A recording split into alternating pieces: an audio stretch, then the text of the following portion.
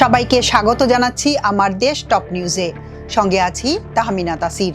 শুরুতেই জানিয়ে দিচ্ছি সংবাদ শিরোনাম। জাতীয় পার্টি নিষিদ্ধ চায় জামায়াত, এনসিপি, নীরব বিএনপি।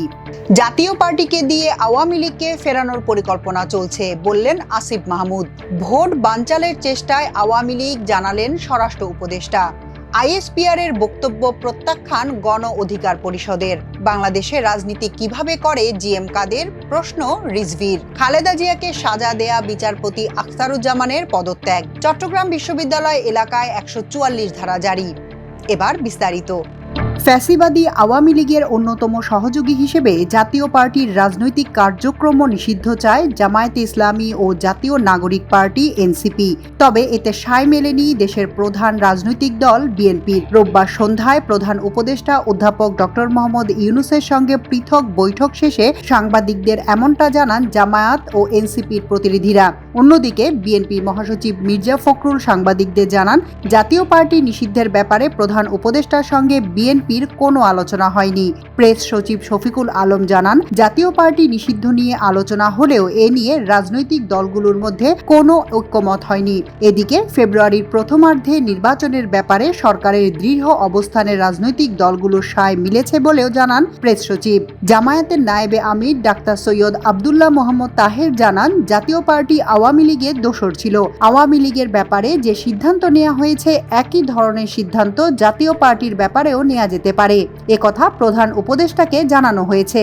এদিকে জাতীয় পার্টির সাংগঠনিক কার্যক্রম স্থগিত করার বিষয়ে সরকারকে আরও বেশি কার্যকর পদক্ষেপ নেওয়ার বিষয়ে আহ্বান জানানো হয়েছে বলে জানিয়েছেন এনসিপির জ্যেষ্ঠ যুগ্ম আহ্বায়ক আরিফুল ইসলাম আদিব।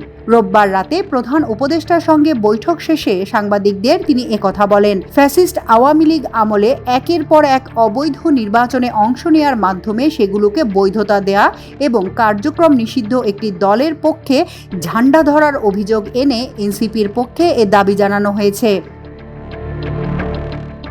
জাতীয় পার্টির মধ্য দিয়ে আওয়ামী লীগকে ফেরানোর পরিকল্পনা চলছে বলে মন্তব্য করেছেন স্থানীয় সরকার ও যুব ক্রীড়া উপদেষ্টা আসিফ মাহমুদ সজীব ভুঁইয়া। রোববার ঢাকা মেডিকেল কলেজে চিকিৎসাধীন গণ অধিকার পরিষদের সভাপতি নুরুল হক নূরকে দেখতে গিয়ে সাংবাদিকদের সঙ্গে আলাপকালে তিনি একথা বলেন। উপদেষ্টা আসিফ বলেন, জাতীয় পার্টির মাধ্যমে আওয়ামী লীগকে ফেরানোর পরিকল্পনা চলছে। বিগত অবৈধ সংসদের বৈধতা দেয়া সহ নানা কর্মকাণ্ডের মাধ্যমে তারা চাচ্ছে সুনির্দিষ্ট ও চিহ্নিত ফ্যাসিবাদী। তাদের মাধ্যমে আওয়ামী লীগকে ফিরিয়ে আনার ষড়যন্ত্রের অংশ হিসেবেই নূরের উপর এই ন্যাক্কারজনক হামলার ঘটনা ঘটেছে। তিনি আরও বলেন, তাদেরকে কেউ যদি সমর্থন দেওয়ার চেষ্টা করে, সরকারের পক্ষ থেকেও আমরা সেটা সমর্থন করি না। একই সঙ্গে জনগণের পক্ষ থেকে ফ্যাসিবাদী বিরোধী দলগুলো রুখে দাঁড়াবে বলে প্রত্যাশা ব্যক্ত করেন তিনি।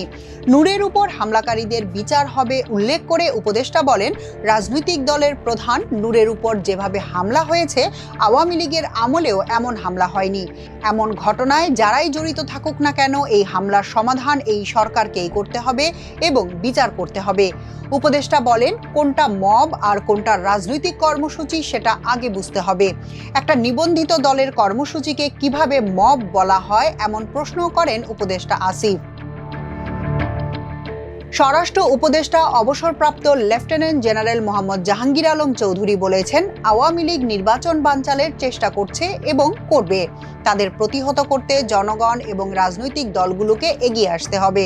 রোববার সচিবালয়ে কোর কমিটির বৈঠক শেষে তিনি এসব কথা বলেন। স্বরাষ্ট্র উপদেষ্টা বলেন, ফ্যাসিস্ট সরকারের পতনের পর রাজনৈতিক দলগুলোর মধ্যে যে ঐক্য ছিল, জাতির বৃহত্তর স্বার্থে সেই ঐক্য ধরে রাখতে হবে। ঐক্যে ফাটল ধরলে দোসররা নৈরাজ্য ও বিশৃঙ্খলা সৃষ্টি করতে পারে। তিনি আরও বলেন, সুষ্ঠু নির্বাচন আয়োজনে আইনশৃঙ্খলা বাহিনীর প্রয়োজনীয় প্রস্তুতি রয়েছে, তবে এজন্য রাজনৈতিক দল সহ সবার সহযোগিতা প্রয়োজন। এ সময় ত্রয়োদশ জাতীয় সংসদ নির্বাচনে জনগণের অংশগ্রহণের বিষয়টি নিশ্চিত করার বিষয়টি গুরুত্ব দেওয়া হয়েছে বলেও জানান তিনি। রাজধানীর বিজয়নগরে গণ অধিকার পরিষদের অফিসের সামনে সভাপতি নুরুল হক নূরের উপর হামলার ঘটনাকে মব বলতে নারাজ গণ অধিকার পরিষদের সাধারণ সম্পাদক রাশেদ খান। এ সম্পর্কিত আইএসপিআরের দেয়া বিবৃতিটি প্রত্যাখ্যান করেছে গণ অধিকার পরিষদ। যদিও এ প্রসঙ্গে সেই বিবৃতিতে গণ অধিকার পরিষদের নেতাকর্মীরা মব ভায়োলেন্সের শিকার এমন কিছু সরাসরি বলা হয়নি। তবে বিবৃতির পাল্টা উত্তরে এমন মন্তব্যই করেছেন রাশেদ খান অভিযোগ করে বলেছেন, গণ অধিকার পরিষদের সভাপতি নুরুল হক নূর সহ প্রায় শতাধিক নেতাকর্মীর উপর রক্তাক্ত হামলা চালিয়েছে সেনাবাহিনী এবং পুলিশ। এটি মব নয়। রোববার ঢাকা মেডিকেল কলেজ হাসপাতালের জরুরি বিভাগের সামনে এক সংবাদ সম্মেলনে তিনি এই অভিযোগ করেন। বিবৃতি প্রসঙ্গে রাশেদ বলেন, তারা বলেছে আমাদের উপর মব হামলা হয়েছে, কিন্তু মব করেছে কারা? আমরা আমাদের কার্যালয়ের সামনে প্রেস ব্রিফিং করছিলাম, তখন সেনাবাহিনীর কয়েকজন সদস্য হামলা চালায়। তিনি বলেন, এটিকে মব বলা যায় না। যদি মব হয়েই থাকে তাহলে সেই মব সৃষ্টি করেছে সেনাবাহিনীর কয়েকজন সদস্য। তিনি আরও বলেন, সেনাবাহিনীর পক্ষ থেকে যে বিবৃতি দেয়া হয়েছে আমরা সেটি প্রত্যাখ্যান করছি। আমাদের কার্যালয়ে ভাঙচুর করা হয়েছে, ভেতরে ঢুকে নেতাকর্মীদের রক্তাক্ত করা হয়েছে। এটাকে যদি মব বলা হয় তবে সেই মব করেছে সেনাবাহিনী। গত শুক্রবার রাত 9টার দিকে রাজধানীর কাকরাইলে জাতীয় পার্টি ও গণ অধিকার পরিষদের নেতাকর্মীদের মধ্যে ধাওয়া, পাল্টা ধাওয়া এবং ইট পাটকেল নিক্ষেপের ঘটনা ঘটে। পরে বিজয়নগরের গণ অধিকার পরিষদের কার্যালয়ের সামনে আইন শৃঙ্খলা বাহিনী লাঠিচার্জ করলে নুরুল হক নূর সহ অন্তত 50 জন নেতাকর্মী আহত হন। বর্তমানে নূর ঢাকা মেডিকেল কলেজ হাসপাতালে চিকিৎসাধীন এবং তার চিকিৎসার জন্য একটি মেডিকেল বোর্ড গঠন করা হয়েছে।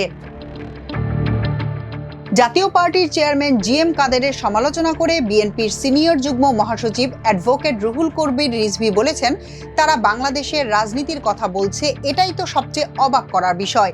যে লোক শেখ হাসিনার আমলে নির্বাচনের আগে ভারত থেকে ফিরে এসে সাংবাদিকদের বলেন ভারতের অনুমতি ছাড়া কিছু বলা যাবে না, সেই লোক বাংলাদেশের রাজনীতি করে কি করে? রোববার গণ অধিকার পরিষদের সভাপতি নুরুল হক নূরকে রাজধানীর ঢাকা মেডিকেল কলেজ হাসপাতালে দেখতে গিয়ে তিনি একথা বলেন। রিজভী বলেন, নুরুল হক নূরের উপরে আক্রমণটা আমার কাছে মনে হয়েছে পূর্ব পরিকল্পিত। তাকে টার্গেট করে আঘাত করা হয়েছে। হামলাকারীদের উদ্দেশ্য ছিল তাকে একেবারে মেরে ফেলা। 5 আগস্টের পরাজিত শক্তিরাই আজকে নানাভাবে তাদের বিষ দাঁত বসানোর চেষ্টা করছে। জাতীয় পার্টিকে নিষিদ্ধ করা নিয়ে এক প্রশ্নের জবাবে তিনি বলেন, এ ব্যাপারে দল সিদ্ধান্ত নেবে।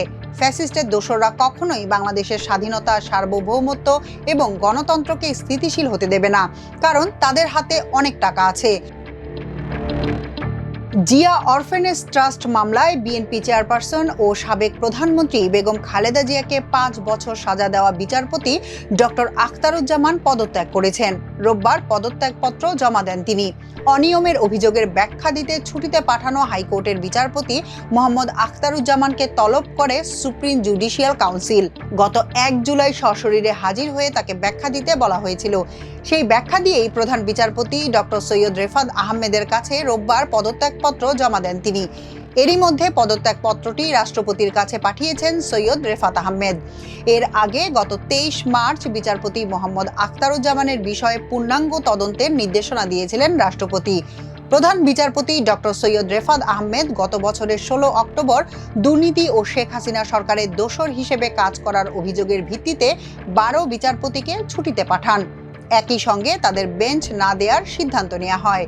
বিচারপতি মোহাম্মদ আখতারুজ্জামান 2018 সালের 8 ফেব্রুয়ারি বকশীবাজারে কারা অধিদপ্তরের প্যারেড গ্রাউন্ডে স্থাপিত ঢাকার বিশেষ জজ আদালত 5-এ জিয়া অরফেনেজ ট্রাস্ট মামলায় খালেদা জিয়াকে 5 বছরের কারাদণ্ড দেন। এছাড়া তারেক রহমান সহ 5 জনকে 10 বছর করে কারাদণ্ড প্রদান করেন। চট্টগ্রাম বিশ্ববিদ্যালয়ের এক নারী শিক্ষার্থীকে ভাড়া বাসার দারোয়ান কর্তৃক মারধরের ঘটনাকে কেন্দ্র করে শিক্ষার্থীদের সঙ্গে স্থানীয় লোকজনের সংঘর্ষের পর চট্টগ্রাম বিশ্ববিদ্যালয় এলাকায় 144 ধারা জারি করেছে স্থানীয় প্রশাসন। সোমবার দিবাগত রাত 12টা পর্যন্ত এ ধারা বলবৎ থাকবে।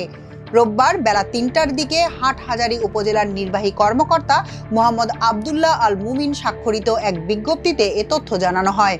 উপজেলা প্রশাসনের বিজ্ঞপ্তিতে উল্লেখ করা হয়, হাটহাজারী উপজেলার ফতেপুর ইউনিয়নের চট্টগ্রাম বিশ্ববিদ্যালয় 2 নম্বর গেট বাজারের পূর্ব দিক থেকে রেলগেট পর্যন্ত উভয় দিকের এলাকায় 144 ধারা জারি থাকবে।